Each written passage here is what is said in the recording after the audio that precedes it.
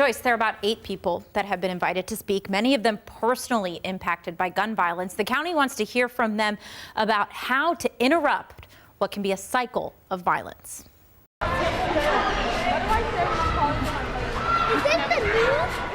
At a young age, these kids are no stranger to the impact of gun violence. All of the children are connected because they've all lost their fathers to gun violence.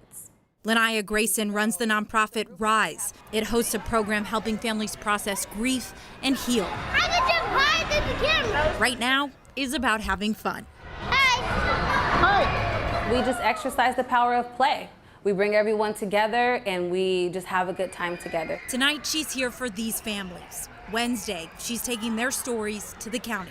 They are really struggling.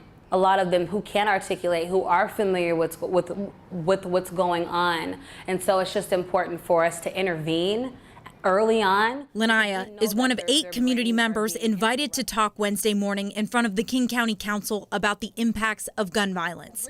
It's the second of 3 meetings led by committee chair Jean Cole-Wells. It is my hope that all of these conversations will lead to us as a body to come up with tangible ideas that can make a difference. Community really needs to have a better understanding of what's happening. Sean Good is the executive director of Choose 180. He'll also speak and says it's time to change the narrative. If you factor in just youth who are involved in gun violence, those numbers haven't gone up at that same rate, but it wouldn't feel as though that's the case with the way that we hear about incidents of violence in our community. However, he says the data is clear.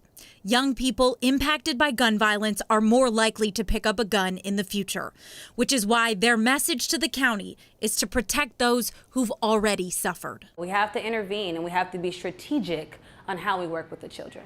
You can't criminalize gun violence and make it disappear.